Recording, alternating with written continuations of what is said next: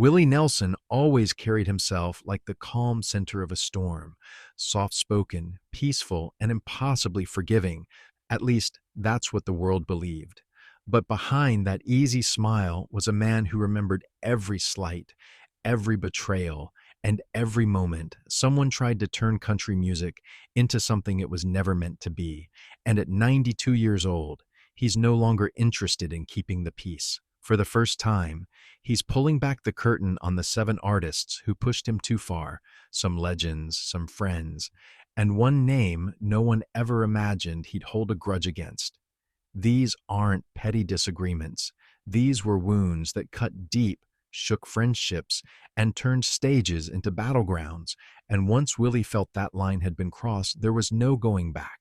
One, Garth Brooks, the showman, who broke the spell.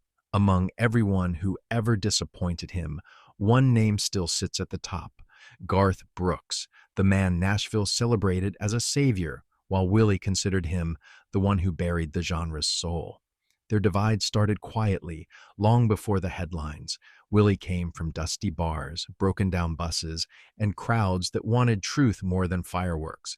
Garth brought pyrotechnics, flying stunts, and theatrics so polished that Willie once muttered, "You can't sell struggle if you've never lived it."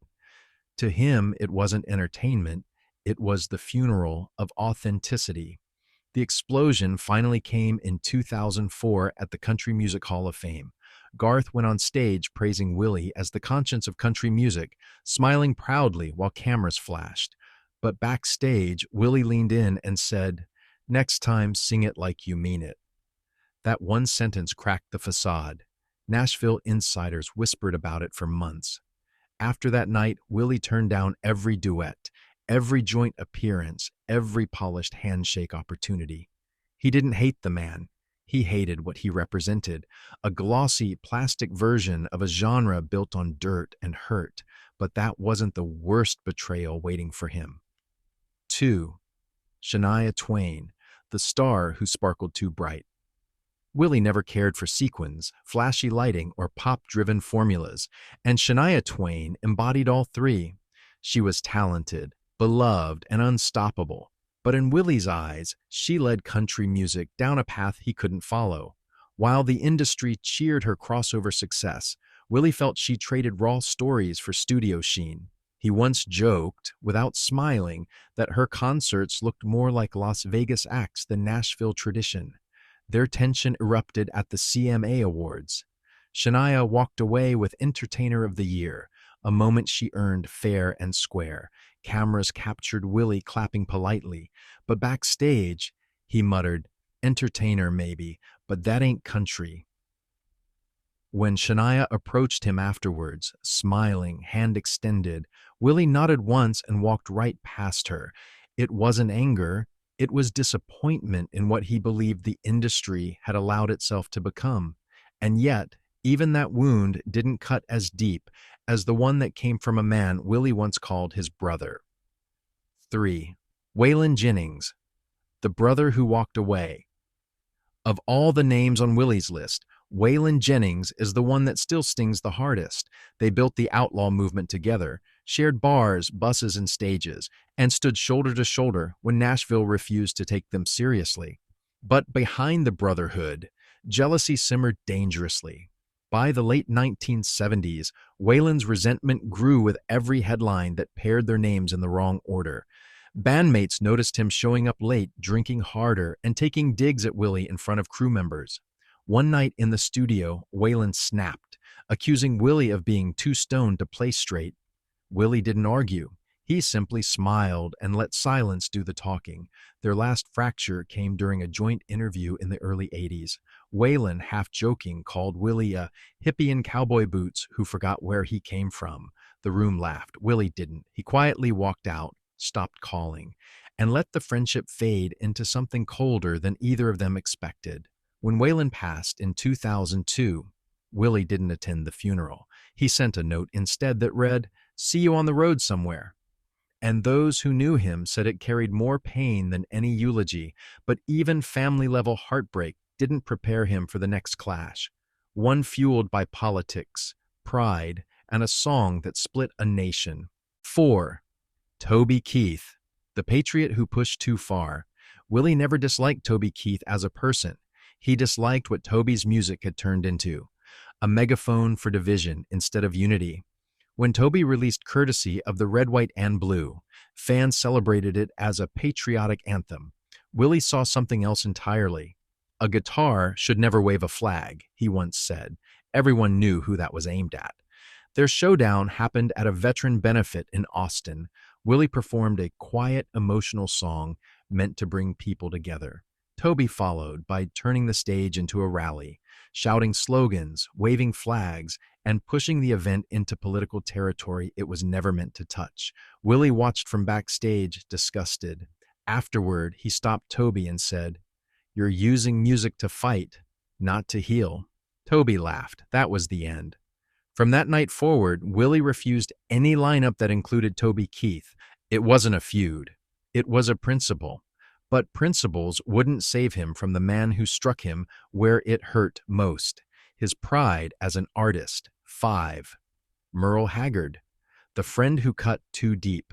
Willie and Merle Haggard weren't just collaborators. They were brothers in rhythm, riding the same broken roads and building outlaw country from scratch. That's why Merle's public jab didn't just annoy Willie, it wounded him. It started with interviews where Merle teased Willie's weed activism, calling him more mascot than musician. Willie brushed it off. That was just Merle being Merle. But things changed the night Merle said it again on stage, with Willie sitting only feet away. "Weed's a lazy man's crutch," Merle said into the mic. The audience laughed. Willie didn't. He finished the set, walked straight to the bus, and shut the door behind him. The joint album they'd been planning vanished quietly from schedules. Calls from Merle went unanswered. Fans begged for a reunion that would never come. Years later, when Merle tried to apologize, Willie gave a single sentence: "Some things you don't joke about." But even heartbreak between legends didn't prepare him for the next name on his list, a man whose words detonated a lifetime of friendship in a single night. 6. Kris Kristofferson, The Sentence. Willie never forgave a private fundraiser, a crowded room, a few glasses of whiskey too many. That's all it took for Kris Kristofferson to make the worst mistake of his long friendship with Willie.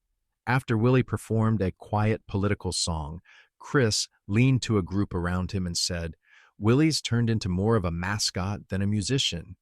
He didn't mean it cruelly, but he meant it. Willie heard it. Witnesses say he froze, stared straight ahead, then walked outside without a word. The next morning, his assistant canceled their upcoming duet. Kris tried reaching out, but the calls went nowhere. Willie simply said, "Sometimes words don't fade. They stain." Their 40-year bond evaporated overnight, not in anger, but in disappointment deeper than any argument could have caused. But the final name on Willie's list wasn't a legend, a brother, or an old friend. It was someone who turned a simple studio session into a disaster. 7. Kid Rock, the wild card, who ignited the final straw. Willie agreed to work with Kid Rock out of curiosity, a mix of amusement and artistic risk. But from the moment Kid Rock walked into the Nashville studio, beer in hand and ego blazing, Willie knew he'd made a mistake. Crew members recall Kid blasting his own music over the speakers, shouting, "Let it be raw," while ignoring every suggestion Willie offered. When Willie proposed a softer arrangement, Kid Rock laughed and said, "Come on, old man, loosen up." That was it. Willie removed his headphones, stood up, and walked out without a word. The track was never released. When asked later what happened, he simply said, "Some fires are better left unlit." And behind that calm answer was pure disgust. For a man known as the Buddha of country music, Willie Nelson's story is full of bruised loyalties, hurt pride, and moments he never forgot. He forgave the world, but not these 7 names. And each one reveals something deeper about him: his love for authenticity, his loyalty to friends, and his belief that music should always be honest. But here's the question for you. Was Willie right to shut these people out, or should time have healed the wounds? Let us know what you think in the comments, and hit that like button if any of these names surprised you.